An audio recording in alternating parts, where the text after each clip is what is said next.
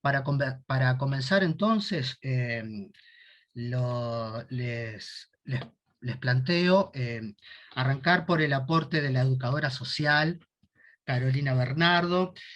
Nosotros llegamos a Carolina a través de la sugerencia de la profesora Mayra Pisurno. Nos comentó su tema de monografía, su experiencia con el tema, nos resonó desde la experiencia que aportaron, desde los temas que aportó este primer grupo que presentó la vez pasada. Nos parecía sumamente pertinente e importante, como reciente colega, invitarla a compartir sus comentarios al proyecto que presentaron el equipo de las chiquilinas. Si te parece, Carolina. Hola, gracias. Iba a empezar a dar como una breve introducción y después cuando llegue el momento de los objetivos te pido que me los compartas. Y tal, después al final ponemos el videito. Gracias. Bueno, hola a todos. Mi nombre es Carolina Bernardo, recientemente recibida de educador social, ahora en mayo, muy, muy reciente el título. Y bueno, como decía Luis, mi monografía la hice sobre personas mayores y educación social.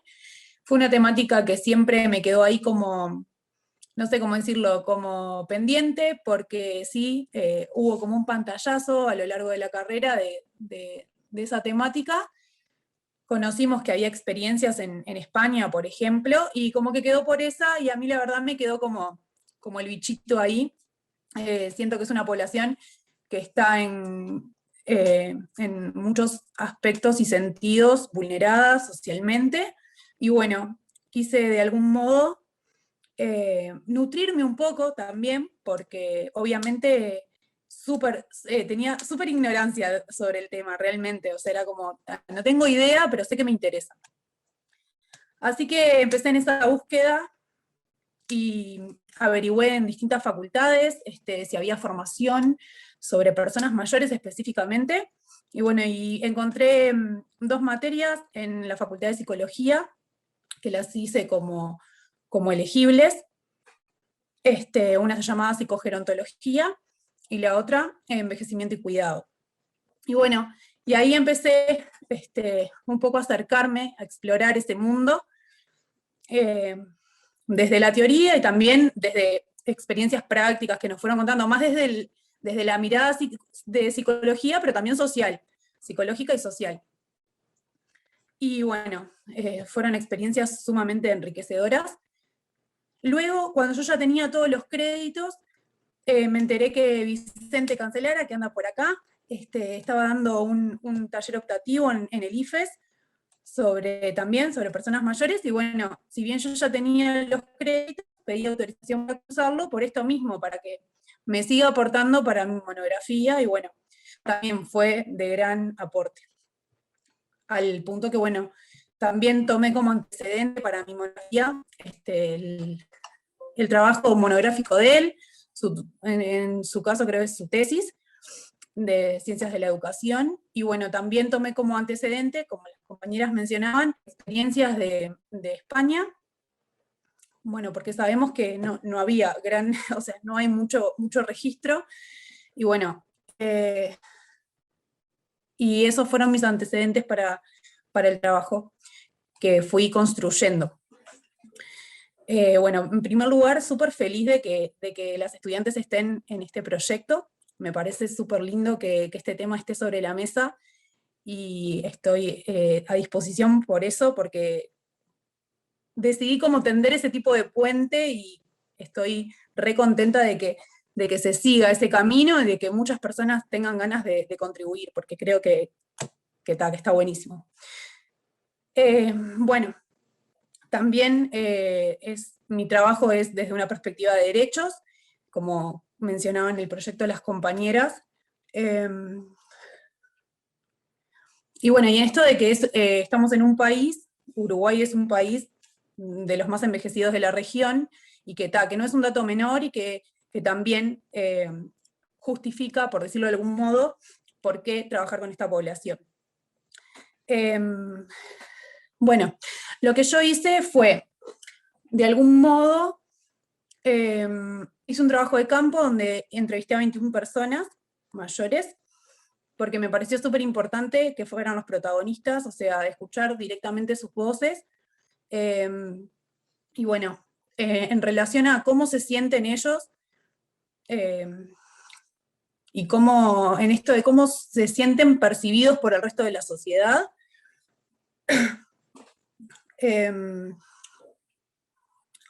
Bueno, y también mi trabajo se basó mucho en desmitificar de algún modo los mitos y los prejuicios que hay, que también los mencionaban muy bien las estudiantes, en esto de, sí, estamos llenos de prejuicios.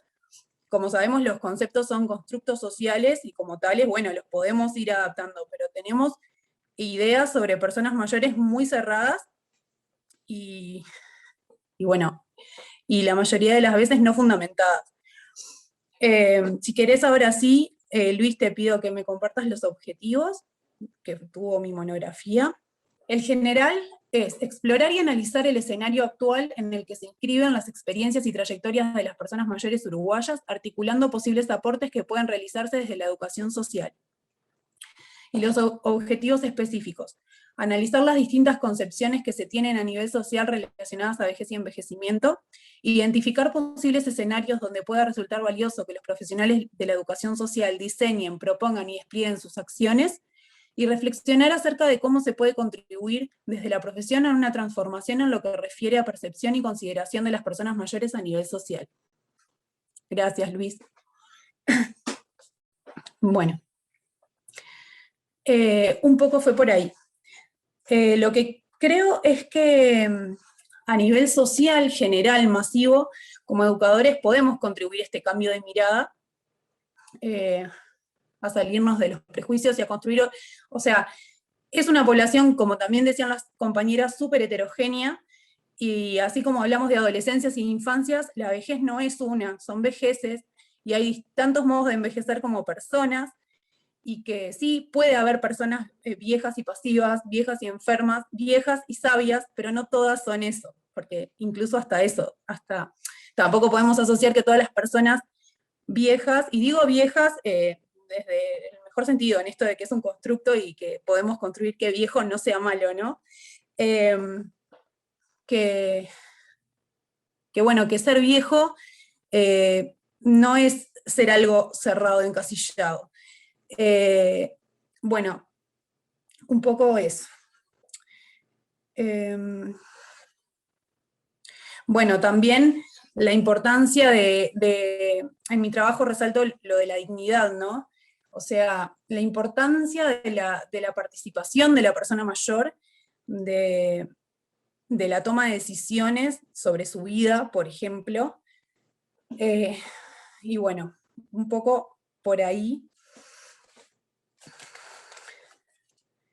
Por ejemplo, lo quiero resumir mucho lo que pasa, porque si no es como que se me va a ir el tiempo, pero, por ejemplo, algunas ideas disparadoras que me surgen compartir en relación al trabajo y a lo que vengo pensando, es, por ejemplo, en residenciales, que se pueden hacer pila de cosas.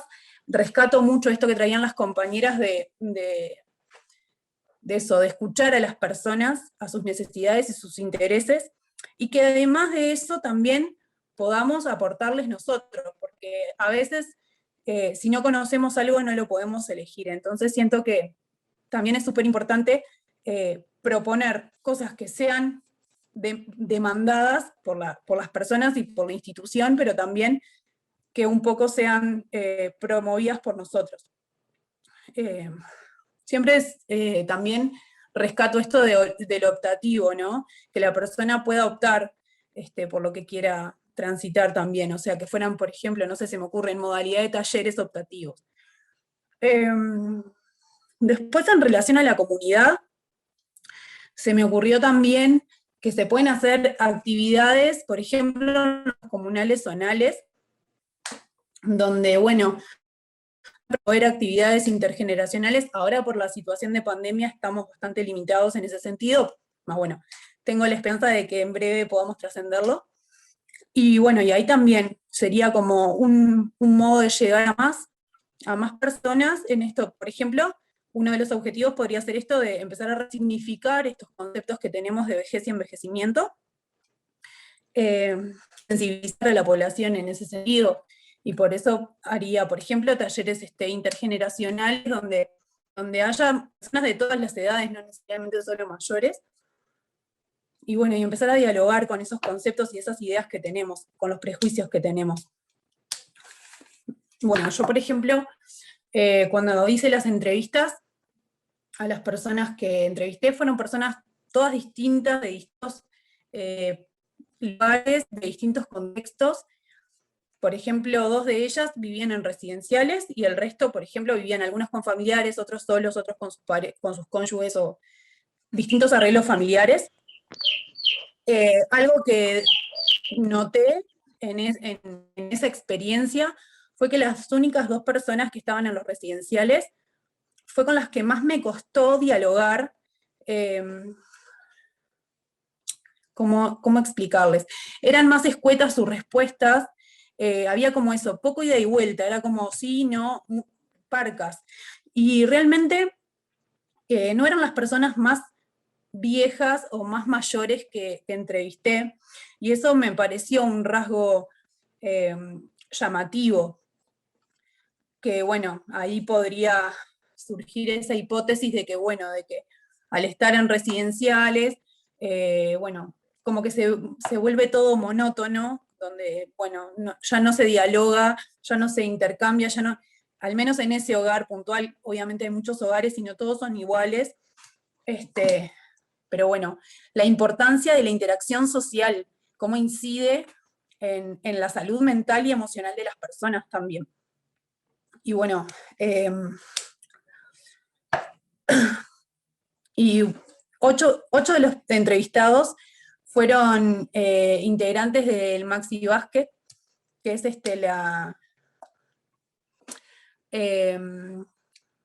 me quedé. ¿Integrantes de qué, perdón, Carolina, que no escuché? Integrantes De de... Maxi Basket, pero no me viene Ah, ahora Maxi Basket.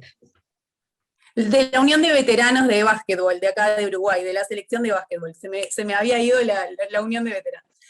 Bueno, 8 de ellos los entrevisté y fue sumamente rico, porque otras personas que entrevisté también, pero ellos puntualmente, del modo activo que viven la vejez, ¿no? Fíjense que uno de ellos tenía 90 años y juega al básquetbol, o sea, seguramente no es lo que más nos imaginamos cuando pensamos en una persona de 90 años, o sea, cómo realmente tenemos como ciertos prejuicios y estereotipos de cómo ser viejo.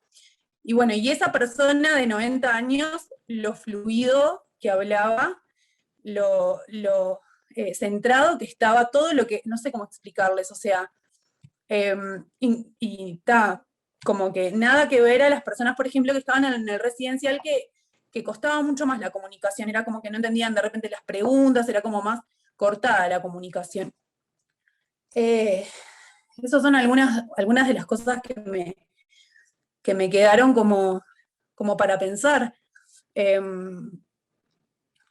Y bueno, y esto de que lo que influye la vida social activa también de las personas, social y en este caso deportiva, porque claramente cuanto mejor vivamos todas las etapas previas, no solo en la vejez, también determina en gran medida o influye en gran medida cómo vivamos la vejez. Y bueno, y todas esas cosas son, me parece a mí, rasgos muy interesantes de tener presentes de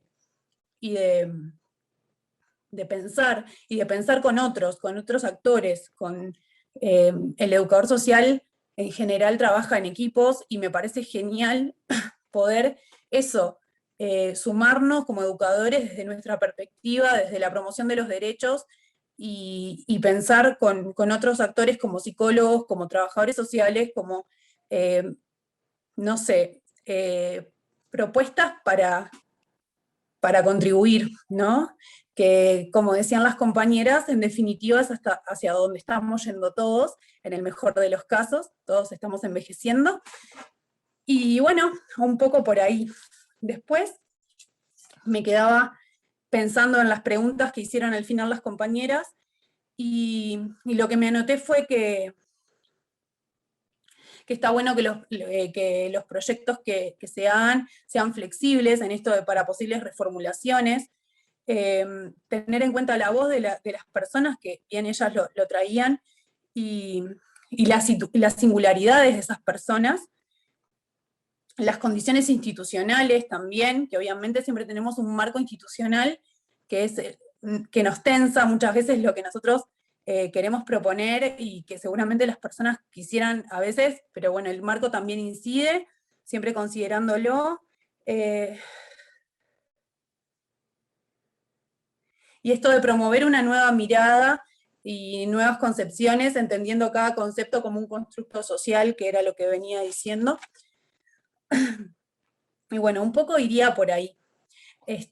Seguramente me quedan muchas cosas por decir, pero traté de ser breve para no irme, porque si no lo hago como muy detallado y se me haría larguísimo, pero obviamente si tienen alguna pregunta la contestaría encantada.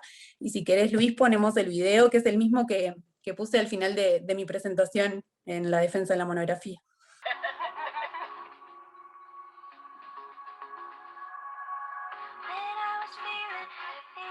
Soy mayor y tengo derecho a decidir mi forma de vida y elegir dónde, cómo y con quién quiero vivir. Soy mayor y tengo derecho a envejecer dignamente. Soy mayor y tengo derecho a continuar mi proyecto de vida ejerciendo de abuelo, pero también disfrutando mi tiempo libre. Soy mayor y tengo derecho a ser reconocida como ciudadana activa que contribuye a la mejora de la sociedad, aportando creatividad, talento y experiencia. Soy mayor y tengo derecho a que respeten mis opiniones. Soy mayor y tengo derecho, cuando llegue el momento en que necesite cuidados, a que se tengan en cuenta mis preferencias y estilo de vida. Soy mayor y tengo derecho a trabajar hasta cuando quiera y a jubilarme cuando lo desee. Soy mayor y tengo derecho a disfrutar sin prejuicios de mi sexualidad. Soy mayor, pero tengo derecho a estar acompañado. Tener compañía, no estar solito en casa. Soy mayor y tengo derecho a que la ciencia y la tecnología me tengan en cuenta.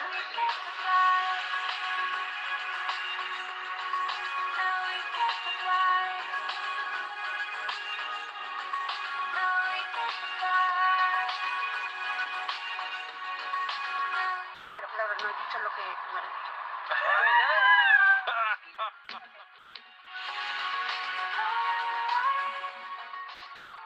Que otra de las, como idea disparadora que me quedaba pensando, era, por ejemplo, cuando las personas se jubilan, que muchas veces es como un corte, ¿no? Como algo muy abrupto, y que también se podrían pensar, se me había ocurrido desde como, no sé si hacerlo a través de BPS o cómo, pero sí intervenir ahí, y bueno, y como que pensar distintas trayectorias a partir de la jubilación, que podrían ser a modo de pasantía o a modo, no sé, pero a modo de proyecto con cada persona que tuviera interés en hacer eso, ¿no? Como una transición y no un cambio tan abrupto como jubilarse, y bueno, que muchas personas lo toman como algo realmente negativo, ¿no? Como que, ¿qué hago ahora que lo único que hacía era trabajar? Muchas personas lo viven desde ese lugar. Y otra cosa que me pasa a nivel personal con mi madre, por ejemplo, y que por eso también me lo he llevado a cuestionar, es esto de qué pasa en qué momento una persona tiene que ir a un geriatra, por ejemplo. Que naturalizamos la pediatría, naturalizamos muchas cosas, pero nunca, o sea, a mi madre nunca la mandaron a un geriatra, y a mí de repente me preguntan, ¿y tu mamá va al geriatra? ¿Cuándo se supone que tiene que ir? Esas cosas que parecen como tan, no sé, simples, pero que en la práctica uno no sabe a veces como familiar o como comunidad cómo acompañar en esas situaciones donde las personas de repente empiezan a atravesar distintas distintas cosas, y bueno, que está bueno que al geriatra no se llegue cuando una persona está realmente enferma o con una situación muy compleja, sino que se pueden prevenir determinadas cosas también yendo a tiempo, y que, bueno, eso, que como profesionales sociales que somos, podamos como podamos pensar y acompañar en esos procesos también. Gracias. Muchas gracias a ti, Carolina, muy interesante. Gracias por los aportes, sin duda también esto de poder recoger algunas preguntas que plantearon las compañeras es sumamente pertinente. Haremos después algunos comentarios en general, si les parece también a todos los participantes, en este primer intercambio entre bloques. Así que gracias de nuevo. Si les parece, continuamos entonces en la segunda parte de este primer bloque.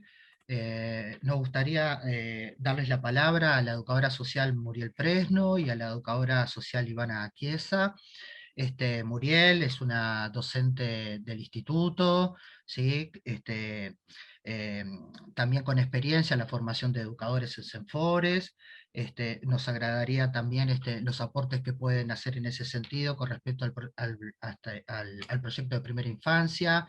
Ivana también, una compañera docente del instituto, a cargo de Práctico 3, también con experiencia en la formación en primera infancia en Senfores. Así que, si les parece, adelante, compañeras. En el medio se me apagó la computadora, se me han dado cuenta que estoy como desde otro lugar. Está aprendiendo, así que ahora en un minutito te voy a volver a pedir permiso por ahí, porque es más cómodo que esto. Por suerte tenía plan B, pero... Bien, capaz que comentarles con Ivana, conversamos un poquito cómo organizarnos, porque bueno, como íbamos las dos a comentar sobre el mismo tema, nos pareció que estaba bueno hacerlo así. Y en realidad nuestra idea, por lo menos, sí, nuestra idea es un poco hablar como en desde dos grandes ejes, digamos. Uno que tiene que ver con la extensión como práctica, como parte del proceso de formación, no solo, pero la extensión dentro de las acciones del proceso de formación, y otra más sobre la primera infancia en la educación social. Entonces, esperen que, ahí está, te va a llegar ahí para que me acepten. A ver, con respecto a la extensión, y además los apuntes los tenía en la compu esta, ¿no? O sea, vieron que eso, los estudiantes cuando te dicen que les pasa, vos decís, justo ahora, bueno, sí, es así, no falla. Entonces, un poco lo primero que sobre estas iniciativas de extensión es celebrar, ¿no? Celebrar que se esté retomando una trayectoria que ya tuvo la formación desde Senfores. Del año 2000 empezaron varias experiencias de extensión, como bueno, ayer se mencionaba. Fueron experiencias además que capaz que son poco conocidas, pero tuvieron un tránsito importante de más de 10 años en el Senfores, y experiencias con distintos momentos. Yo hoy me toca hablar de dos cosas en las cuales arranqué. En el año 2000 yo fui parte del primer proyecto de extensión, que fue en liceos, y está bueno ver esa referencia, porque en aquel momento hablar de educador social en la educación formal era, si bien había habido una experiencia en el 94 de un trabajo de un grupo de colegas que yo también acompañé en una escuela, en la escuela de guerra, ahí atrás del hipódromo. En el año 2000 en Senfores empieza un proyecto de extensión bastante interesante, primero en el Liceo 46, después en el 39, y se da una gran particularidad que yo creo que ayer cuando lo pensaba y anteayer, se empieza a hacer un trabajo. Nosotros en aquel momento, en el segundo año, trabajamos en talleres de carnaval y de cine, y lo planteo esto no en clave anecdótica, sino porque yo creo que también eso empieza a acompañar como esta segunda etapa que a veces que algunos colegas plantean de la educación social, donde empieza a estar el objeto de la cultura y el contenido más en el medio de la relación educativa, ¿no? Donde se empieza a dar una relevancia más alta a aquello que se pone en juego en el vínculo educativo, dándole, además del sentido político que puede tener lo educativo, también un sentido al propio vínculo y a la propia intervención, ¿no? Entonces eso me pareció, cuando fui recuperando, me pareció muy interesante, porque a veces uno piensa, hace 20 años, ¿no? Y sí, hace 20 años estos temas que a veces pensamos al lado todavía no lo está, no lo estaban en aquel momento, y creo que todavía tenemos cosas para seguir profundizando en esto. Bueno, en extensión después el Senfores se extendió trabajando con la Universidad de la República en el proyecto Plataforma y Buscapié durante bastante tiempo, y ahí hay una trayectoria interesante para poder atar y mirar globalmente este proceso, ¿no? Que me parece que Y bueno, lo mismo, celebro esto en el pasaje a ANEP, como poder recuperar este acumulado que me parece que también nos puede dar enseñanza. Yo sobre extensión en sí me quedé pensando como en dos cosas. Uno, ¿cuáles son los límites o cuál es el diferencial que uno le otorga a una práctica social para decir que es una práctica de extensión? ¿Qué es lo que hace que una intervención comunitaria de cualquier tipo sea una práctica de extensión? Y a mí me parece que una clave está en la integralidad, ¿no? O sea, pensar la integralidad en dos dimensiones. Una de las funciones universitarias, y digo universitario en sentido amplio, ¿no? O sea, prácticas que permitan articular la enseñanza, la investigación y la extensión, justamente. Así, por lo menos, es como históricamente se la ha concebido, y un poco se comentaba el otro día.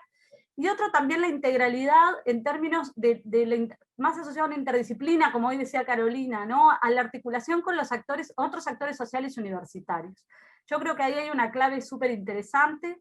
Me parece que es uno de los desafíos que nos debemos. Canelones, además el propio instituto tiene otras formaciones. Yo creo que ahí hay algo súper interesante, hasta pensando en esto de primera infancia, cómo trabajar esta integralidad con posibles estudiantes de maestro de primera infancia, no sé. Estoy como diciendo pensamientos en voz alta, pero me parece que ahí hay como una clave interesante para pensar, creo que es un desafío, es esta integralidad en estos dos aspectos. Creo que otro desafío tiene que ver con, en esto también del diferencial, pero a la vez complementario, cómo esto se articula con el proyecto, con la trayectoria formativa. Cómo esto no es meramente una práctica extracurricular, digamos, ¿no? Sino que es parte de la trayectoria formativa de los estudiantes, y no solo en clave de la acreditación, que obviamente es súper valioso, pero que permita articular con la trayectoria formativa global. Creo que ahí hay un desafío importante para todos nosotros como docentes, ¿no? Para que estas experiencias tengan un sentido que trascienda la experiencia en sí misma, ¿no? Creo que ahí es algo que se puede como pensar como instituto. Después otra cosa, creo que el gran desafío, y acá esto me lo preguntaba yo misma, el tema del rol docente, ¿no? Que me parece que tiene un aspecto en lo que es el docente como enseñante, en la extensión, más de lo que es la extensión, pero también como un gran articulador con otros campos disciplinares que no son su experticia, porque es imposible que todos, ¿no? Yo pensaba, bueno, todo lo que es la teoría del envejecimiento, los distintos enfoques de discapacidad, bueno, lo que después comentaremos de primera infancia, bueno, cómo articular desde la enseñanza para que el estudiante acceda y enriquezca su formación desde el enriquecimiento de marcos teóricos específicos que la carrera no ofrece, porque no ofrecemos todo, ¿no? Creo que ahí hay otro desafío de la extensión, y ahí creo que también la articulación, por ejemplo, con la universidad, es algo que puede aportar, o con otras formaciones obviamente, puede aportar justamente a acceder a esos marcos conceptuales que en educación social todavía no tienen capaz que un desarrollo importante, o no es uruguayo, lo cual también hay que tener presente, ¿no? Bueno, y después yo ahí me quedaba pensando, bueno, ¿cuál es, algo así como, ¿es posible pensar una extensión más en clave individual? Yo creo que no. Bueno, ¿cuáles son los actores y los colectivos necesarios para pensar que hay una extensión integral, ¿no? Los actores comunitarios, claramente. ¿Qué otros actores son necesarios para pensar en clave de extensión, ¿no? Creo que como una pregunta ahí para compartir. Bueno, después de primera infancia, disculpen que sea así, pero bueno, fueron como las ideas que fueron surgiendo y las anoté, y capaz que no está muy ordenado, pero bueno.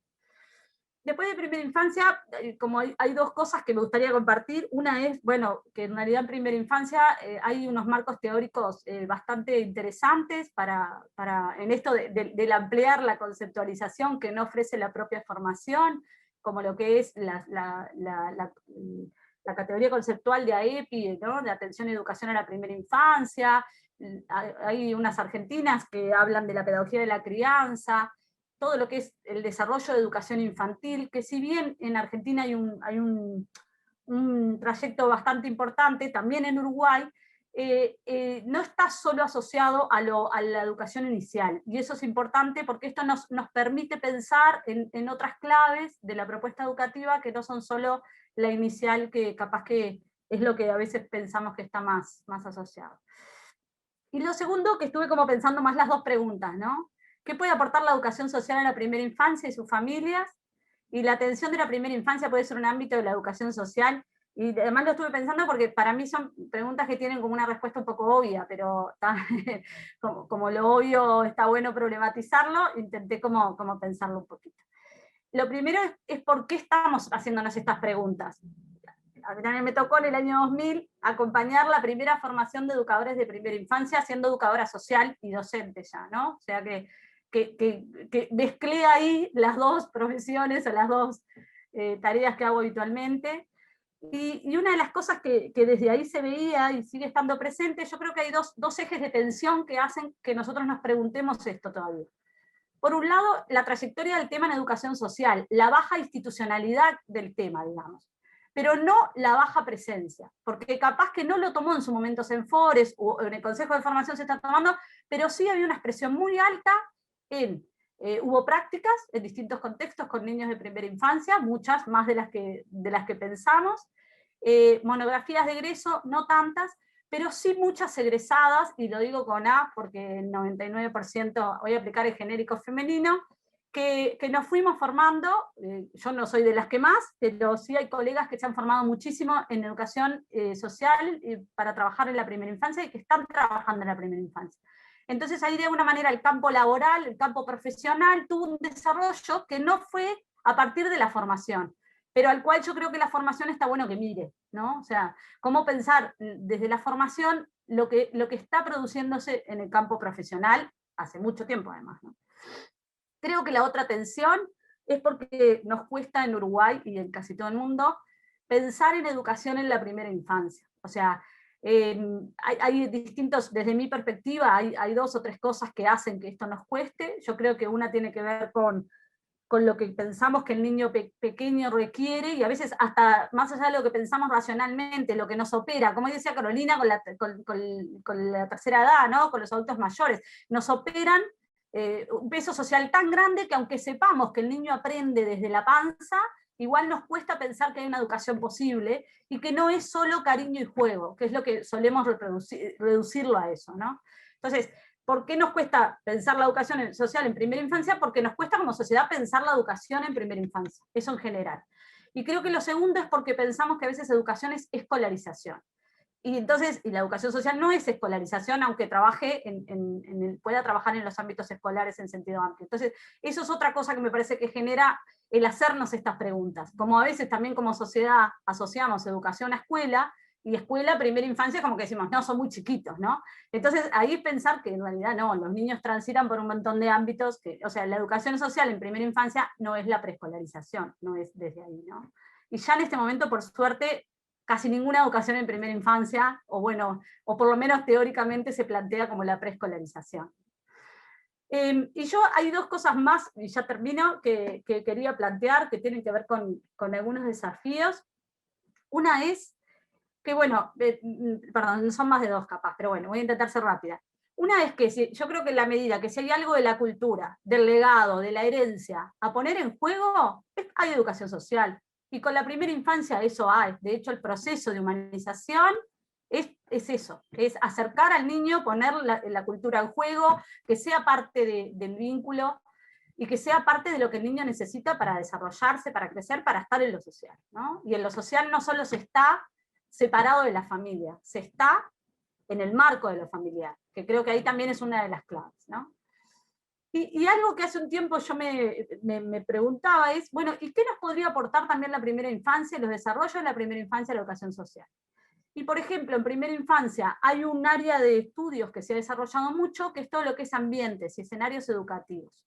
Y eso realmente, que después de que yo lo descubrí, que me llevó pila a pensar cómo a veces trabajamos muy poco eso en otras edades.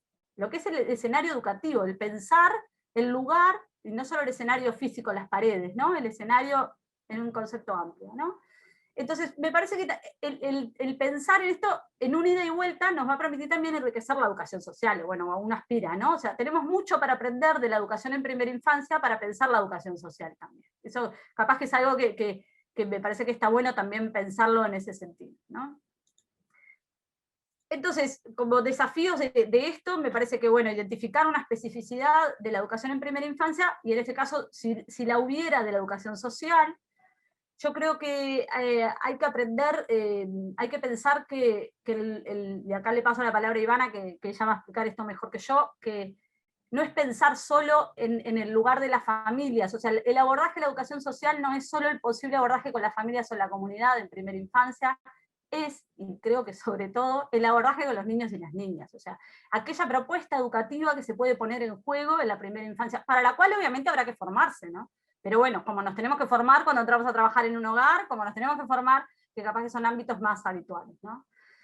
Y creo que en ese sentido vamos a tener que tener en cuenta la producción y el aprendizaje de nuevas estrategias, porque no son las habituales tal vez. El educador social trabaja mucho con el diálogo, el taller, determinadas estrategias metodológicas que en primera infancia capaz que hay que pensarlas desde otro lugar, porque los gurises tienen voz pero hablan diferente, o hablan de una manera más diversa, ¿no?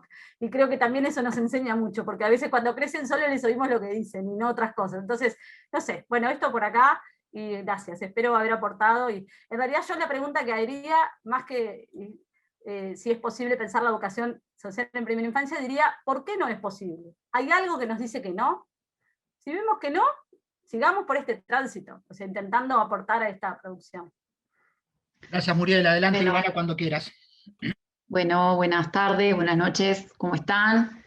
Gracias por la invitación, por la propuesta a poder conversar un poco. Si desaparezco o me quedo muda, es la fibra óptica de mi barrio, que está desde el lunes haciéndome la vida un poco más difícil, así que tengo un módem, el celular y todo, a ver si con algo me voy a conectar. Bueno, nada, volver a agradecer la invitación y nada, en esto de poder poder algunas ideas que me quedaron resonando en la cabeza, que a partir de lo que se presentó el miércoles pasado, así que bueno, con esta idea, ¿no? de generarnos preguntas, que es la forma de poder ir avanzando hacia algún lado.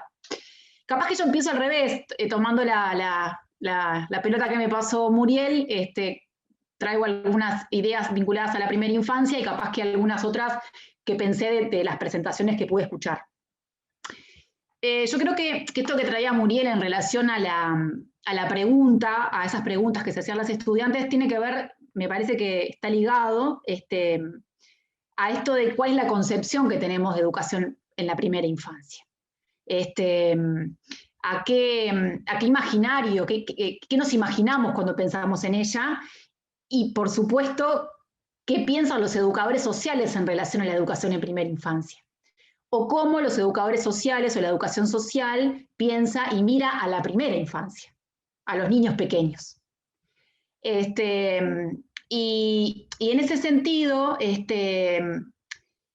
me pregunto si cuando pensamos en personas privadas de libertad, si cuando pensamos en personas en situación de calle o en adultos en refugios, también no tenemos que pensarlas, también no tenemos que definirlas, también no tenemos que problematizar su situación, pero qué nos pasa con ciertos perfiles o con ciertos grupos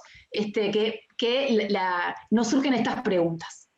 Entonces, celebro la iniciativa de estar pensando estas cosas para la primera infancia, como también para las otras poblaciones que presentaban el otro día. Entonces, yo acá me interesaba como plantear esto de las particularidades de la primera infancia. Y acá me surgía esto de la educación y el cuidado. Como el educar y cuidar como algo que no, sería como imposible que pudiéramos separarlo. Y yo creo que esto es para todas las edades, que cotidianamente vemos cómo la educación a veces se aleja de los cuidados, cuando a veces hay prácticas educativas, cuando hay vínculos, hay formas de recibir al otro en la escuela, en los liceos, ¿no? Que están bastante alejadas del cuidado. Entonces, para mí es algo que no puede como separarse. Ni que hablar que con la primera infancia, cuando es un sujeto en desarrollo, donde es sujeto de aprendizaje y sujeto del vínculo, y necesariamente el vínculo con el otro es lo que lo va a hacer aprender. Por su situación de vulnerabilidad, por su situación de estar justamente en desarrollo, necesita claramente de ese otro. Entonces, educación y cuidado hay como me parece como dos conceptos que está como, sería como bueno profundizar y tomar en el marco de este proyecto de extensión. Por otro lado, aparece esto, me parece como importante, cuando nosotros hablamos que el educador es un pasador de cultura, como muchos dicen que el educador es un pasador de cultura, bueno, ahí tenemos, en la primera infancia, es como paradojal que nos preguntemos por qué, porque ahí tenemos al recién llegado, al que llega despojado, como dice Antelo, que es una biografía que después capaz que Luis te paso para que seguro conoce, pero para los estudiantes, en esto del cachorro humano, ¿no? Que es este cachorro que se toma más tiempo que el resto de las especies, para conocerlas, no viene con signos, no viene con instintos, con marcas previas. En realidad precisa de un adulto que lo reciba y que le haga ese traspaso de la herencia. Entonces, en esto que planteaba Muriel del educador social o de la educación social y la educación en primera infancia, me parece primero como ubicar la posibilidad de pienso y acción hacia ese sujeto, niño, niña.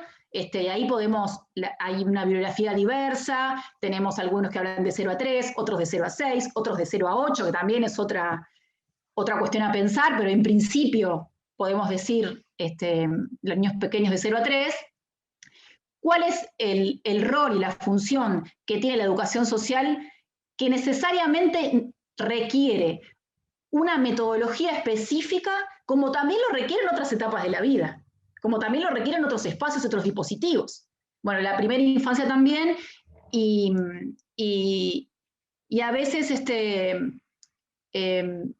se hace referencia o se excusa en esto de, bueno, pero todavía no son sujetos, ¿cómo es que dicen? Ahora no me sale porque pensándola me tranqué, pero en esto de que todavía están construyendo su subjetividad, todavía construyendo su yo. Bueno, justamente están acercándose al mundo, están aprendiendo, y ahí esto es como lo clave, ¿no?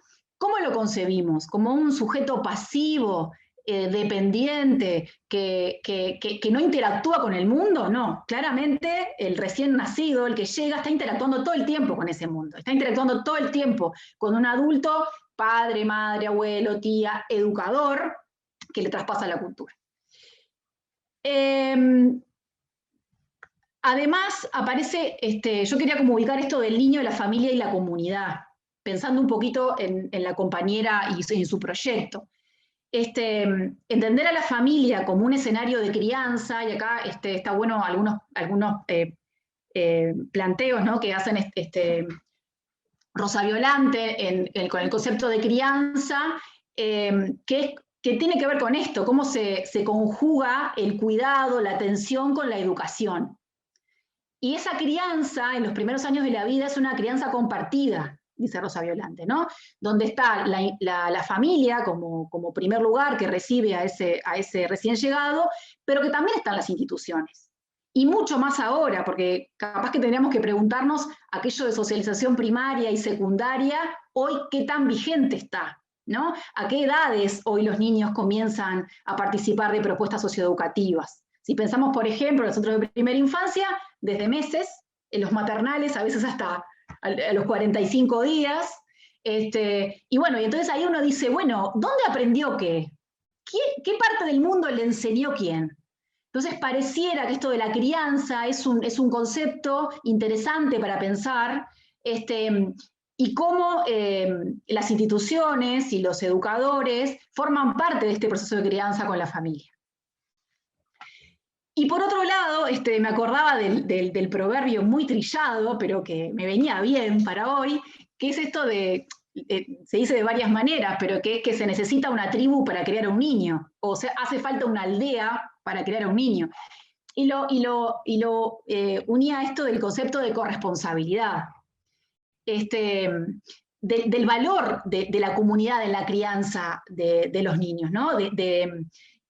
Pensemos en una familia que va a trabajar, que va generando todo un entramado de redes de cuidado para ese niño, cómo esa comunidad concibe esa crianza, cómo esa comunidad concibe el cuidado y la educación de ese niño. Entonces me parece que hay algo para aportar ahí de la educación social, de poder pensar comunitariamente qué lugar tiene la primera infancia en esa comunidad, ¿no? Poder como mostrar, revalorizar, poner sobre la mesa esto de sujeto activo, sujeto que tiene intereses, que puede decidir, que puede participar con sus 2 años, con sus 3 años, ¿no? con sus meses, decir qué le gusta, qué no le gusta, a su forma. Y esto capaz que suena polémico, pero así un poco lo pienso. Los 3 puntos más importantes que quería decir tenía que ver con esto, con el niño y con la responsabilidad que nos toca también a los educadores sociales en el pasaje de la cultura.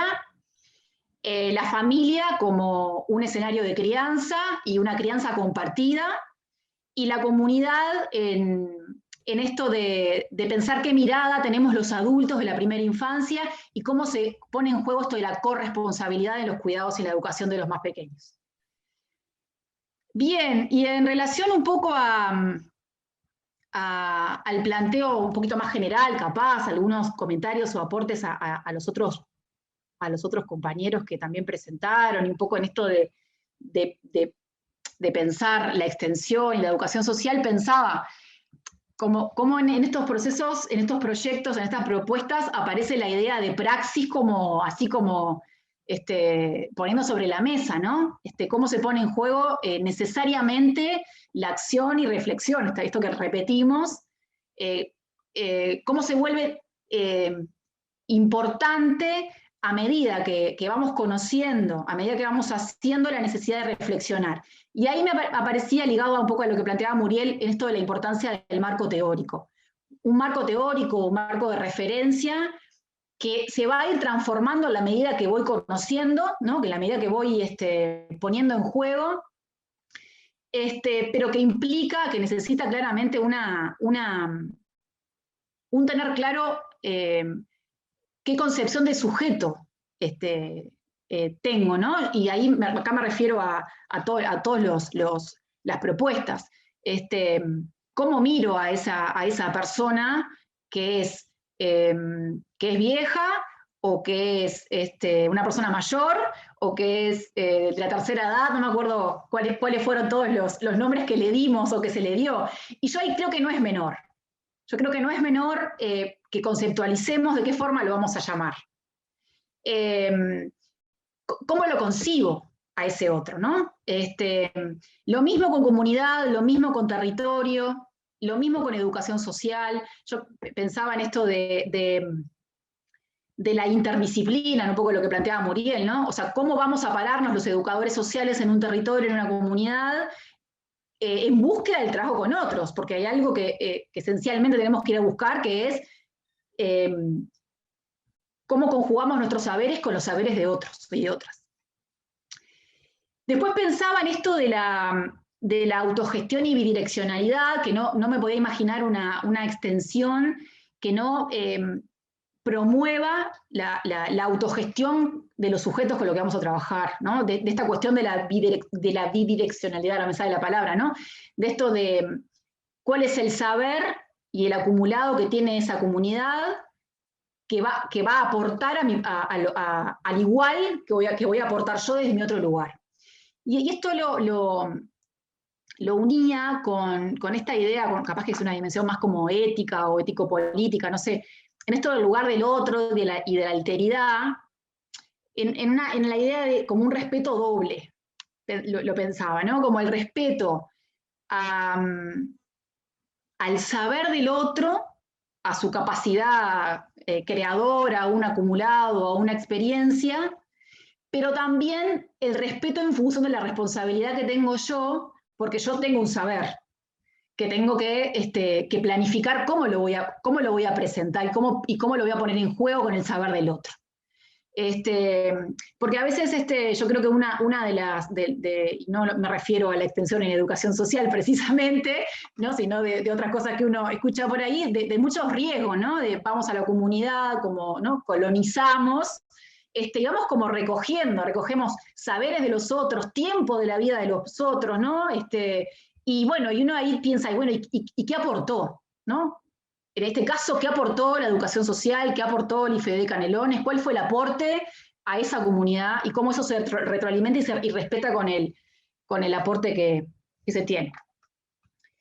Bueno, después pensaba en esto de la educación social en el territorio, que claro, no me imagino una extensión donde uno lo que vaya a realizar sea una práctica educativa. Claro, una práctica educativa distinta, con otras características, pero cómo es necesario repensarla para que no desaparezca, para que esto de dos sujetos que se encuentran tengan en el medio algo del patrimonio cultural a presentar.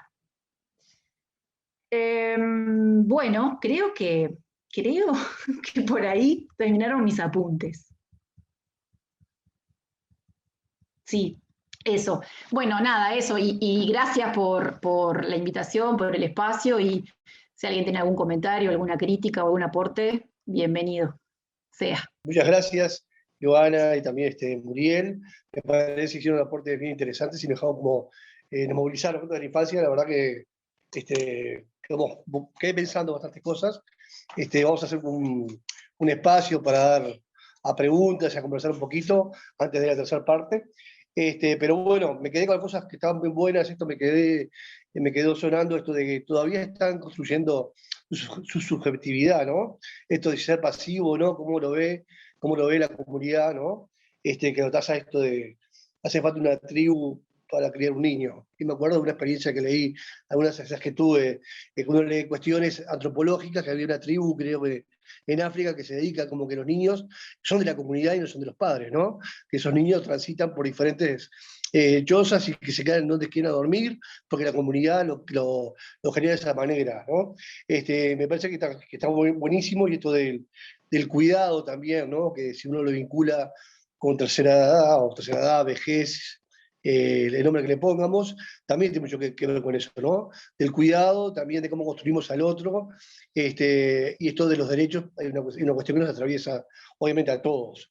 Pero bueno, yo no quiero acapararlo, porque después vamos a hacer una evolución en el tercer encuentro, pero sí dejo la palabra para que, bueno, a ver los compañeros docentes o compañeras estudiantes que están llevando la extensión, para que puedan opinar, y le estamos dando la palabra. A ver, levante la mano. Tenemos a Rolando, que hace una pregunta. A ver, Rolando. En realidad tengo un par, pero como nos fuimos de los dos extremos, de la primera infancia a la tercera edad, a adultos, como que estamos ahí como mucho, pero como que de poco para organizarnos, como fue la primera charla, a mí me quedó como que estuvo muy interesante la compañera. Y decía que hizo 21 entrevistas. Yo creo que en esos espacios de búsqueda, que creo que es la parte de lo más interesante dentro de lo que es la parte de investigación y eso, nosotros un poco como que estamos haciendo esa experiencia, que sabemos que en algunas situaciones nos va a pasar. Por ejemplo, que ella un poco adelantó ahí un poco, de que una persona de 90 años como que le llamó la atención, la lucidez, pero en algunos de esos casos, algunos la haber movilizado mucho. Y si podría contar alguna experiencia de eso, y cómo lo pudo llevar adelante también, ¿no? Porque es uno de los temas que nos planteamos nosotros. Esas situaciones como, en 21 seguramente algún caso le haber pasado. Y después tengo otra que también, pero ya es de primera infancia, que sería lo hago después más tarde. Sí, en realidad todas me movilizaron, distinto, pero todas. Hice 20 a personas que no conocía, o sea, no conocía cercanamente, y la 21 es mi mamá. Y las hice vía telefónica, que eso no se los dije, porque bueno, fue todo un tema en plena pandemia poder hacer las entrevistas. Entonces lo fui dilatando hasta que, bueno, tuve que hacerlas, y el medio que conseguí para hacerlo de la mejor forma, preservándolos a ellos más que nada, fue eso. Y bueno, fue súper, no sé cómo explicarte, todas me movilizaron en algún punto. Sí, me llegaron algunos como ese hombre de 90 años, porque claro, eran cosas que realmente, si bien uno está hablando de que hay mucho prejuicio y qué sé yo, son cosas que realmente no estamos, a veces que ni imaginamos que existen. Un hombre que tiene 90 años y que incluso usa bastón, que llegue un momento que entre a la cancha y que juegue al básquetbol como pueda, ¿no? Pero está en el equipo y lo admiran muchísimo en su equipo. A mí la verdad me admira, me dejó admirada. Como bueno, otros, mucho de lo que me movilizó también es de cómo vivían la pandemia, la situación de pandemia, que muchos de ellos mencionaban esto de cómo los medios juegan ahí un factor de intimidante, no sé, como que algunos dejaron de ver el informativo porque les daba miedo, porque bueno, no había salido la vacuna y estaban como muy pendientes de eso. Y bueno, y eso, sentirse en muchas ocasiones se sentían como objeto y no como sujetos. Y eso realmente es movilizante. Muchos otros que, bueno, algunos que vivían solos y que, bueno, que eso también, cómo repercute en una persona que vive sola, el no poder salir, no poder comunicarse, no poder... Es como, bueno, eso a mí puntualmente es lo que más me movilizó. También una mujer que entrevisté tenía 90 años, creo que tenía también 89, y vivía sola. Y también, como esa mujer puntualmente me dejó pensando, ella no tenía ninguna actividad social, o sea, porque no puede caminar. Vive en un edificio y ella se limita a bajar en el ascensor, a buscar el pedido de, no sé, del supermercado, por ejemplo, y subir de nuevo a su casa, o cuando va al médico, baja en el ascensor, se sube a un taxi y va al médico. Entonces, en esa persona puntual, me inspiré en pensar, por ejemplo, que en los centros comunales se podría pensar actividades que contemplaran particularidades como la de esa señora, que seguramente está muy bien, porque vive sola y se mueve sola dentro de su casa, hace sus limpiezas, se cocina, todo, pero tiene una dificultad al caminar. Entonces, bueno, que se contemplara como el traslado de esa persona y que pueda participar en actividades, porque ella lo que expresaba era que le gustaría participar de actividades socioculturales, pero tenía ese impedimento.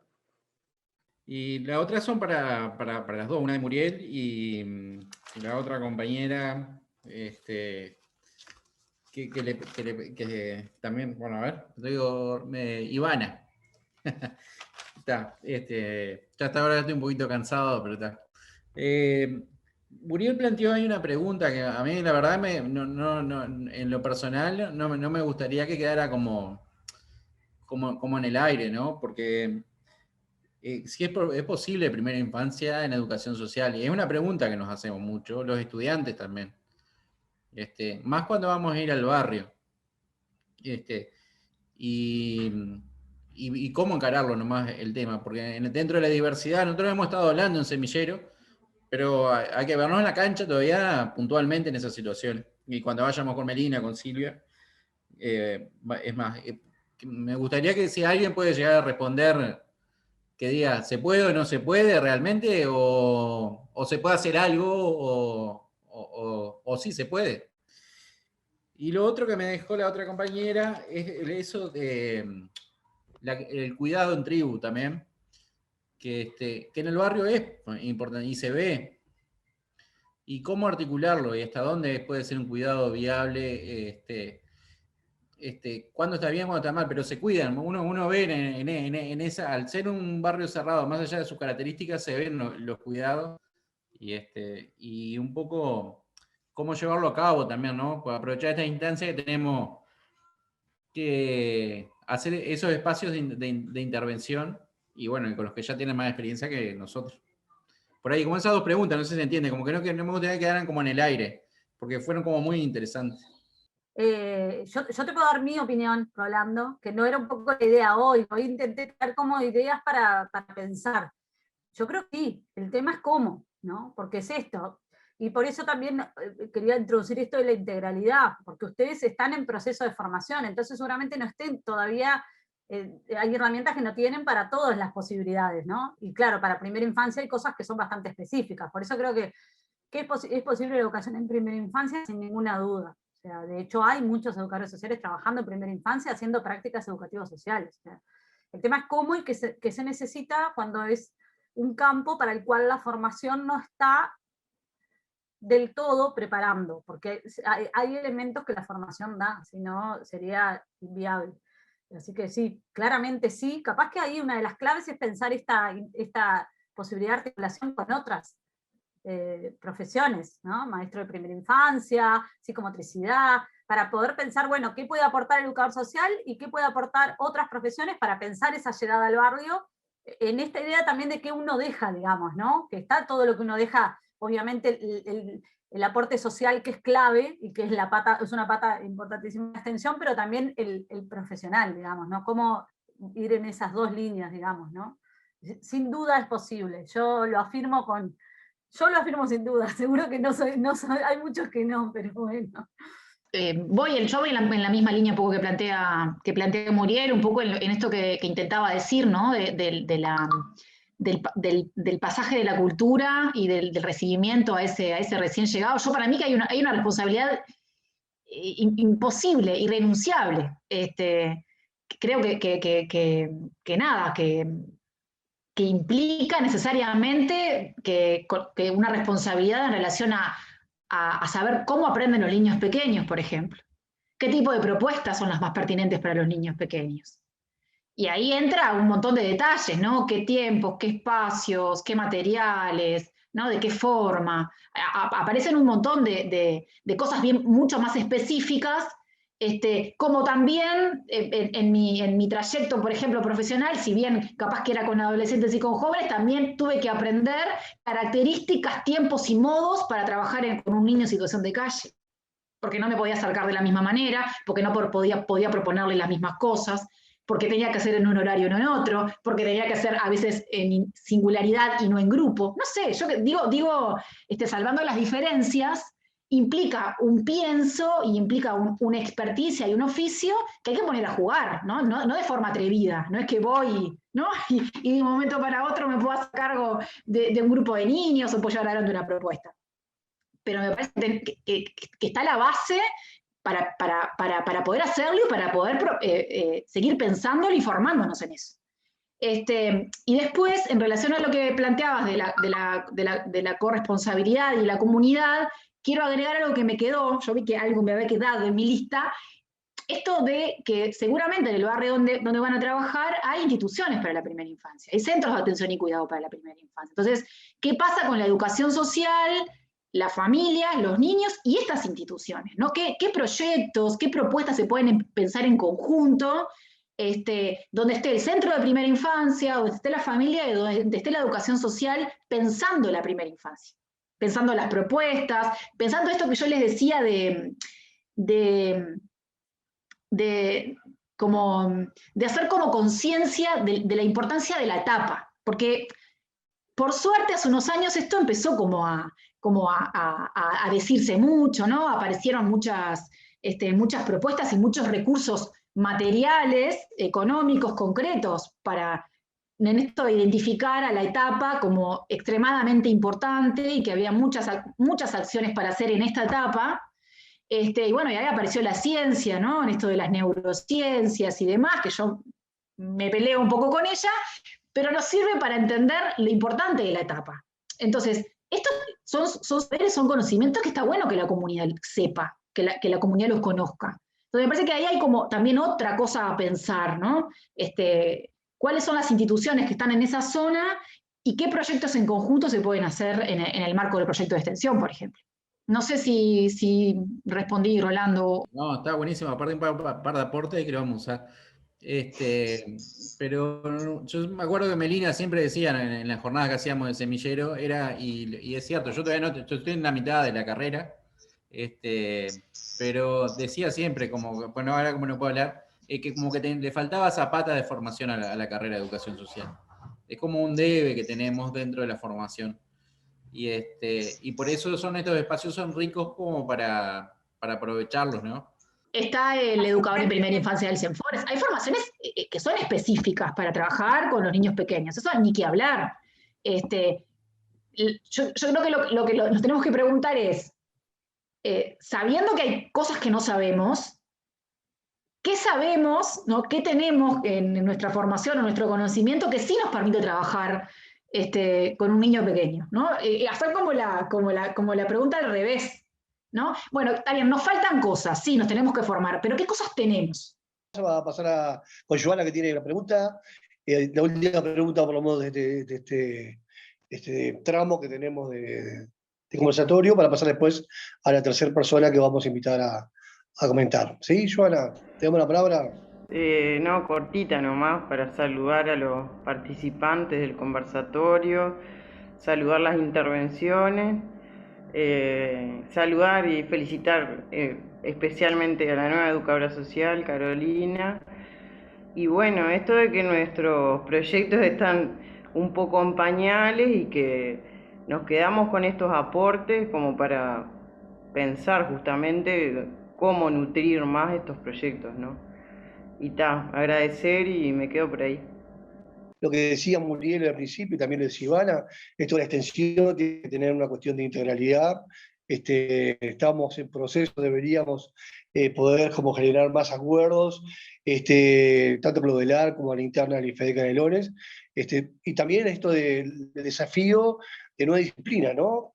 No solamente para los estudiantes, también para nosotros. El tema de discapacidad, el tema de subjetividades, primera infancia, son temáticas que también de repente no están en nuestra disciplina o que no hemos transitado por esos lugares, y creo que sí, que hay una cuestión de empezar a ayornarse y articular con otros marcos teóricos. Por eso, dentro de los que teníamos pensado en este conversatorio, es estirar a la psicóloga Mercedes Pérez, que es docente del IFED, que es está en los talleres de sexualidad y evolución de las familiares, también es referente de la Comisión de Asuntos Sociales del municipio de Canelones, y bueno, aparte es docente en varias materias, que ya me pierdo cuántas son, pero bueno, invitamos a Mercedes, que tiene un aporte bien interesante y una mirada interesante de otras disciplinas, que nos permita pensar la extensión.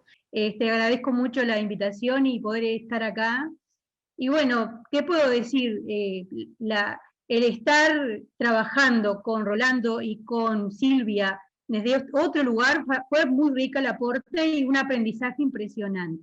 Ustedes saben que, además de mi asignatura, y como decía Marcos, es el tercer periodo que yo estoy en el municipio, en la Comisión de Asuntos Sociales. Hay varias comisiones en el municipio. Yo participo en la Comisión de Asuntos Sociales, es el del tercer periodo, y en el primer periodo tuvimos la gran experiencia en el municipio de un realojo, que fue toda una experiencia impresionante, que yo nunca había participado, y que de golpe nos vimos enfrentados como tercer nivel de gobierno a trabajar en el realojo en aspectos que yo no tenía la menor noción, y debo decir que fue todo un aprendizaje. Pero una de las cosas que me di cuenta en esa gran experiencia fue la necesidad de un trabajo en equipo para trabajar otros asuntos y otras cuestiones, que no era solamente el aspecto arquitectónico, horas de trabajo y que la población se realojara de un lugar a otro. Había una cantidad de cosas que surgían después, durante el proceso y posterior al proceso, que hacía necesario el pensar esto desde otro lugar, con un equipo, con gente que, porque no es solamente la casa nueva, o el ambiente físico, es toda una convivencia nueva, es toda una nueva cuestión allí que se iba planteando y de cual yo no tenía básicamente mucha experiencia.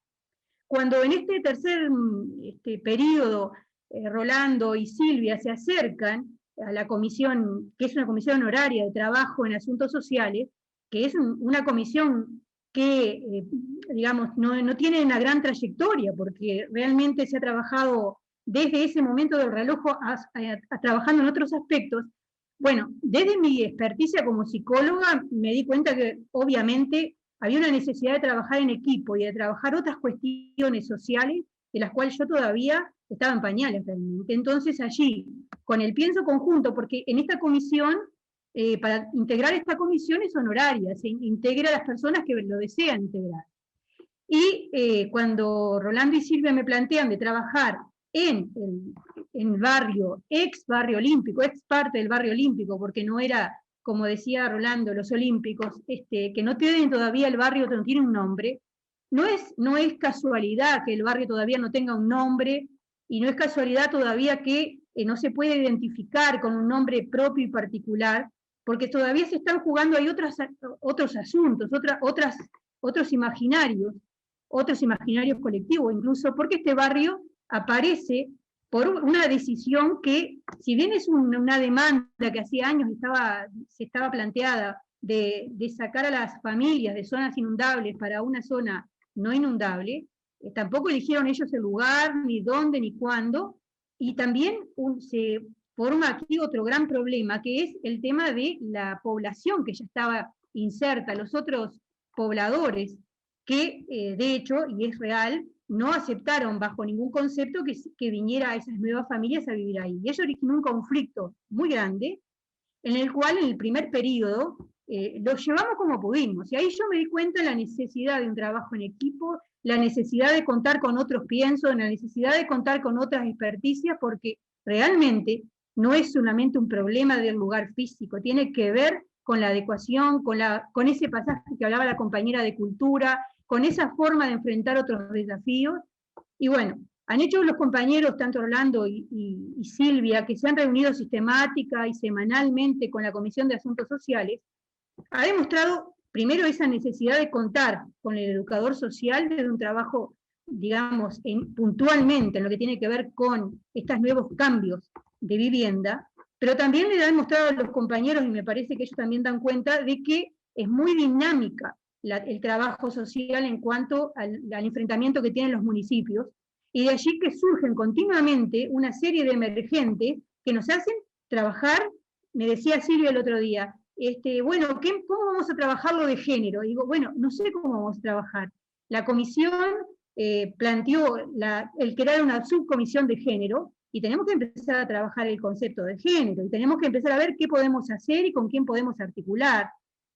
Pero por otro lado también surge el tema de las ollas, y allí Rolando aporta todo un tema de un trabajo hecho por la universidad sobre las ollas. Y entonces, no es solamente que el tercer nivel de gobierno aporte comestibles y aporte a las ollas, es también cómo se gestiona, cómo se trabaja, qué experiencias hay, cómo se llega a la población. Entonces, es muy dinámico este trabajo social, porque plantea continuamente una serie de desafíos que solamente trabajando en equipo, solamente articulando con otras instituciones, se puede enfrentar. Cómo estas poblaciones nuevas, por ejemplo en el Realojo, que todavía conservan como una cantidad enorme de cuestiones propias que no han logrado todavía articular con los otros pobladores que ya estaban ahí en la cooperativa de viviendas que está enfrente, calle por medio, y cómo todavía están tan separados en cuanto a su cultura, en cuanto a su vivencia de esas otras familias que ya estaban viviendo en esa zona.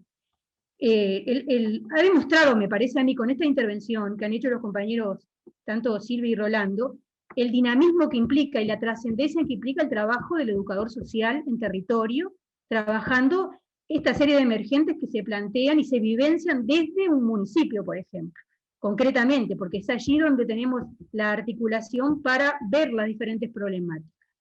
Entonces, vimos la necesidad de trabajar en equipo, vimos la necesidad de repensar continuamente nuevas prácticas, vimos que la necesidad de los equipos multidisciplinarios, porque cada uno con sus aportes diferentes, que no existe a nivel de los terceros niveles de gobierno, no existe equipo multidisciplinario, y los desafíos sociales son constantes en los municipios. Todo el tiempo estamos enfrentándonos a diferentes conflictos, y no hay equipo, porque sí está constituido por concejales, está constituido por figuras políticas, pero ¿y dónde está el trabajo del social básicamente? Existe el desafío, pero no existe la respuesta, porque no hay equipos constituidos básicamente. Entonces creo que lo que hicieron los compañeros de intervenir fue mostrar la necesidad imperiosa de trabajar el educador social en territorio con nuevos desafíos, y nos demostró también a otras profesiones que la trascendencia de pensar conjuntamente otra forma de articular, por ejemplo un realojo, por ejemplo una olla, que son desafíos muy actuales, que de lo cual hay poca cosa escrita. Porque yo pensaba, nosotros cuando tuvimos el realojo, sí, tuvieron los arquitectos, tuvieron, digamos, todas las personas políticas, pero la base social, había algunos asistentes sociales que habían hecho las listas, etcétera, etcétera. Pero ¿qué pasaba después? ¿Qué pasaba después cuando terminaba el seguimiento del Ministerio de Vivienda? Bueno, fue un año de seguimiento y nos dijeron, bueno, ya terminó el año de seguimiento, pero nosotros observábamos en ese momento que no había cambios trascendentes y que podíamos tener una especie de asentamiento con otras viviendas, que teníamos que cambiar la cultura, teníamos que trabajar otras cosas. Bueno, ese desafío lo pudimos observar, pero no teníamos los elementos en ese momento. Yo creo que es un largo camino que hay que seguir trabajando, aportes que hay que seguir haciendo, y hay que seguir pensando esto, incluirlo en nuestras prácticas como una forma de pensar diferente, ¿no? Y es una cuestión que se está construyendo en el propio camino. No hay nada construido todavía porque yo no encontré muchos elementos todavía, pero el seguimiento es muy largo, por ejemplo, que tiene que ver con los realojos. Las ollas son un tema muy nuevo también. Estamos trabajando también con los compañeros, con Rolando y con Silvia, en el tema de cómo organizar los cuidacoches, por ejemplo, otro elemento social, cómo los organizamos, qué pasa con los liberados de la cárcel que salen y no tienen elementos, y no tienen dinero, entonces ¿qué hacen? Cuidan coches como una forma inmediata, pero no son cuidacoches. ¿Cómo los organizamos a largo plazo? Eso es otro desafío que tenemos. Entonces, los municipios se enfrentan a desafíos sociales constantes. Bueno, creo que el rol del educador social y el rol de todos los que estamos en contacto con lo social es trabajar en equipo, ¿no? Yo les agradezco públicamente a los compañeros que me dieron esa capacidad de poder ponerse con otro pienso estos desafíos, porque muchas veces no necesariamente las figuras políticas tienen una formación, tienen experiencias políticas, pero no hay información en lo social, y se los largan cosas sociales de mucho peso cuando nos falta elementos técnicos o profesionales para enfrentar. Entonces creo que ahí es un lugar trascendente y muy importante donde el educador tiene un gran aporte, me parece a mí, ¿verdad? Porque incluso la psicología como tal, pura, no tendría que ser una psicología social, pensarlo desde ese lugar, porque tampoco es la psicología ni de consultorio ni la clínica, sino que una psicología más social que pueda pensar esto desde otro lugar, ¿no? Es todo un desafío que a mí me gustó mucho y que lo pudimos pensar en conjunto. Y bueno, un poquito por ahí, no sé si tienen algunas preguntas concretamente. Bueno, acá vemos lo que estaban hablando los compañeros hoy al principio también, es una extensión que invita a muchos más actores, ¿no? No solamente con estudiantes de educación social, sino habría que integrar otras disciplinas. Y también aparece acá los vecinos, involucrados en la comunidad, y por supuesto el tercer sector de gobierno, ¿no? Me imagino en esto que estaba planteando Mercedes, como las ollas y la primera infancia, ¿no? O el tema de los realojos y las primeras infancias. Y bueno, y aparte lo que es parte de la propuesta que tiene Rolando y Silvia, que son los escenarios educativos. Pero bueno, mi idea no es solamente de hacer como para entrar a algunas preguntas y comentarios sobre los compañeros, así que no quiero tomarme todo el tiempo.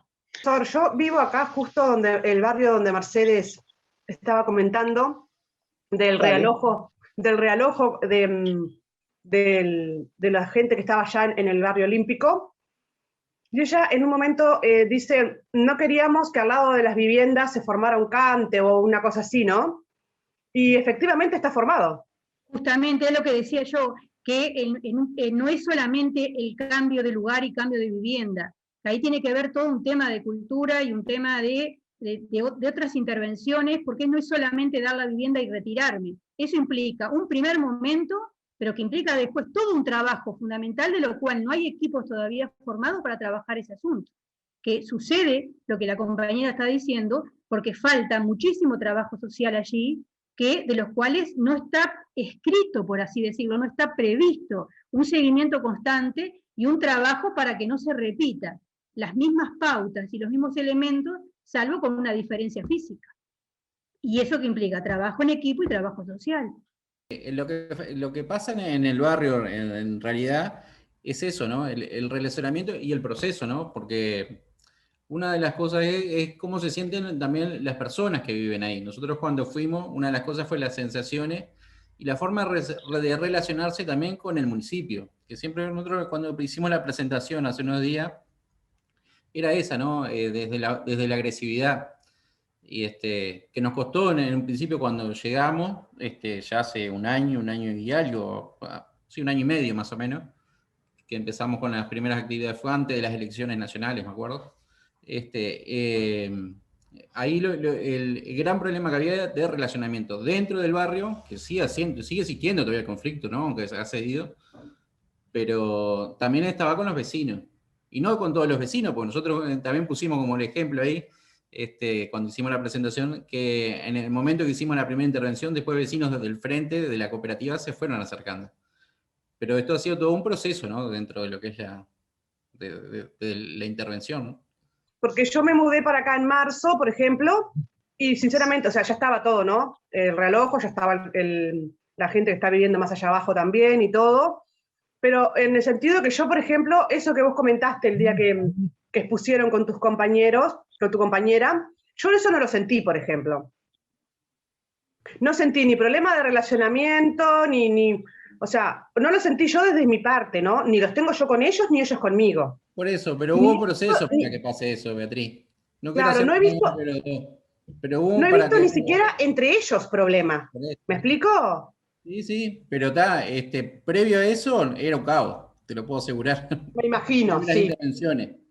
Es por ahí. Dale, gracias. Bueno, no te había como entendido, Beatriz. Dale. Joana. Bueno, para comentar un poco, yo hace poco tiempo también estoy viviendo justamente al lado del realojo y frente a la cooperativa. Y la percepción, por lo menos que yo tengo individual, yo veo que se interactúa. No sé si es todo lo que se esperaría, ¿no? Pero sí he visto interactuar entre los niños, entre los adultos, pero hay cosas que no estoy tan de acuerdo con Beatriz en el sentido que hay cosas que son como más explícitas y hay cosas que están como más, que no se ven, o ciertas tensiones que no se ven y que existen, o sea, hay diferencias como que se notan. A mí me parece que está buenísimo esto, que vengan Silvia y Rolando a hacer su aporte, y más allá de cómo trabajar con ellos específicamente, que no se sienta que hay como dos barrios, ¿no? También poder aportar aquellos que recibieron a estos nuevos vecinos. Me parece que sería interesante pensar algo por ahí. Gracias. Pero de repente se puede embarcar lo que decía Joana, de esto de que hay relaciones invisibles que se tejen en los barrios, de cualquier barrio, no más en un barrio común y corriente, que no sé lo que es común y corriente, pero se tejen relaciones invisibles que hacen tensiones, y más cuando en los realojos, que generalmente los realojos tienen que ver con esto de poder generar un espacio para otra gente, donde hay alguien que no lo espera, y también se suma otra gente a veces que tampoco nadie espera, ¿no? Esa gente quedó por fuera de ese reloj que después es de cómodo para esos lugares. Los relojos son complejos. Lo digo de mi experiencia de la Intendencia de Montevideo. Pero vamos a la palabra a Silvia, que quería opinar. Se identifica, yo fui hasta el año pasado, en plena pandemia, que fui a poder hacer una carta entre toda la gente del barrio, poder redactarla en realidad para presentarla por un tema de unos contenedores de basura, y se identifica igual el ellos y nosotros, hasta en la forma de expresarse. Y también el problema de vinculación, por traerte un ejemplo, Beatriz, de que hay una persona que trabaja con caballos, pero esos caballos generan que rompen los juegos, y a la misma vez, entonces vos tenés que estar, entre ellos mismos se genera este problema que ha sido, que por Mercedes bien fue desde el vamos, pero fue algo que no se pensó, se pensó en trasladar a esta persona a una mejor vivienda, pero no se tomó en cuenta o no se hizo un seguimiento en orientarlas para que se vincularan y no quedaran todos tan separados. porque quizás vivían, estando ahí mismo, no se visualiza tanto, pero nosotros que íbamos cada 15 días, cada 20, y que hasta el día de hoy me comunico con gente del barrio, siguen habiendo problemas vinculares desde ellos mismos. Como nombra Marco, ha venido vecinos que antes ellos estaban muy conformes porque eran todos vecinos del ex Real Ojo. Se han ido gente, han venido otras familias y ya se ha generado esa diferencia. Es todo un proceso que lo construimos entre todos. Y que es a lo que apuntábamos con Rolando. Esto es nuevo para nosotros, es un gran desafío y bueno, y es para meterle para adelante nada más. Pero en relojos es común, sí, esto de que mucha gente que es realojada termina vendiendo su casa y vuelve a la casa anterior. Entonces, o se va a otro lugar. O sea que también hay que tener en cuenta que es un análisis mucho más sistémico, ¿no? De diferentes disciplinas para poder ver. El PIAE, que tiene muchos años trabajando a nivel país, ha tenido estos problemas siempre, y eso que ha trabajado previamente con unas poblaciones alrededor de 7 años, 8 años para el reloj. O sea, por eso es una situación que amerita una intervención interesante ahí para trabajar desde la extensión. Obviamente que faltaría mucho más actores para darle como una intervención mucho más sólida, pero bueno, va a ver que se va camino hacia ahí. En esto me quedé pensando en esto que hacía referencia hoy, la necesidad de que podamos realmente como poner sobre la mesa lo que nos pasa a nosotros, ¿no? A los educadores sociales, a los futuros educadores sociales en el encuentro con el otro. Porque no le pasan cosas solamente a los de un barrio o a los de otro barrio, en realidad. Eso que le pasan a los de un barrio que reciben a otro, o a los de... nos pasa también a los educadores, a los profesionales del área, ¿no? Que trabajamos en comunidades y en territorios. Por eso entiendo como muy importante esto de poder pensar desde qué lugar vamos a trabajar, desde qué lugar nos acercamos a la comunidad, cómo nombramos, qué depositamos también en esos otros, de nuestros prejuicios y de nuestras suposiciones y de nuestra perspectiva. Así como la educación no es neutra, ¿no? En esto o objetiva, sino que es totalmente política, cargada de ideas y de concepciones. Bueno, justamente dentro de eso está cómo conseguimos a ese sujeto que vamos al encuentro, digamos, ¿no? Cómo vemos ese barrio, cómo vemos esos vecinos, cómo vemos esos niños. Entonces, además para poder trabajar y generar que esos barrios, esas personas, con sus particularidades, convivan en un espacio, requiere que nosotros previamente podamos hacer este ejercicio, ¿no? De pensar qué nos pasa a nosotros con la diferencia. Y ahí hay unos aportes interesantes del diploma de Pedagogía de las Diferencias, de Flaxo, de Argentina, que hacen justamente esto, ¿no? De la normalidad, la anormalidad, la diferencia. Ahí está bueno también para las compañeras del proyecto de discapacidad, porque es una mirada totalmente distinta de definir al sujeto. Hay una forma de mirarlo, de definirlo, de entenderlo, de la diferencia como valor positivo, digamos, ¿no? La diferencia como eso, ¿no? como una igualdad de base en términos de dignidad humana y de derechos, pero una diferencia en cada uno de los que estamos acá. Y a mí me parece una mirada que para la educación habilita mucho más que otro tipo de miradas, habilita mucho más partir desde ese lugar, porque habilita la posibilidad del hacer, ¿no? la capacidad del otro de aprender siempre en términos de educabilidad, por ejemplo, que otras miradas que obturan, que limitan, que quitan posibilidad, yo qué sé, como por ejemplo los diagnósticos y las definiciones más más médicas o higienistas, yo que sé, ahora acordándome un poco de todo el planteo de las compañeras de discapacidad. Y me parece que esto de la normalidad, la diferencia, los otros, la alteridad, también me parece que puede ser como toda una otra mirada para entender esto de las diferentes formas de estar en el mundo que se ejemplifican y se quedan ahí materializadas, por ejemplo, en un reloj, por ejemplo, ¿no? Porque es algo que algunos imponen, que no siempre se elige a dónde va a vivir, que tiene que ver con un derecho a una vivienda. Hay como tantas cosas en juego en ese proceso, y también hay como mucho acumulado y experiencia del PIAI, por ejemplo, pero de las intendencias y de diferentes municipios, en cómo construir esos espacios para que sean los menos violentos posibles, porque lo son, para el que está viviendo y para el que va a vivir, porque se pone en juego nada más y nada menos que el techo, ¿no?